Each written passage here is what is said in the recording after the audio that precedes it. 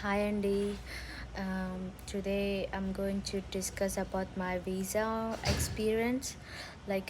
నాకు ఎలా అనిపించిందంటే వీసా అప్పుడు చాలా టెన్షన్ పడ్డానండి. ఎందుకంటే నా కళ్ళ ముందే చాలామంది అమ్మాయిలు అబ్బాయిలు ఏడ్చుకుంటూ రావడం చూశాను. ఎందుకంటే అప్పటిదాకా మనం ఇన్ని రోజులు కష్టపడ్డది ఇవి I-20ల కోసం, ఇంకా లోన్ కోసం, ఇంకా సర్టిఫికెట్ల కోసం ఇంతగానో కష్టపడ్డది సడన్గా ఒక్క 1 మినిట్లో మొత్తం స్ప్లాష్ అయిపోతుంది.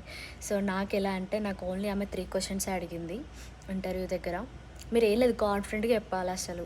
ఏం చెప్పినా గానీ కాన్ఫిడెంట్‌గా చెప్పాలి. ఇంకా బెనిఫిట్ పాయింట్, మీరు స్ట్రీమ్ చేంజ్ కాకుంటే అది బెనిఫిట్ పాయింట్. స్ట్రీమ్ చేంజ్ అయితే మాత్రం కొంచెం ఎక్కువ ప్రిపేర్ కావాలి వీసాకి. ఏం క్వశ్చన్ అడిగినా కాన్ఫిడెంట్‌గా చెప్పేటట్టు ఉండాలి.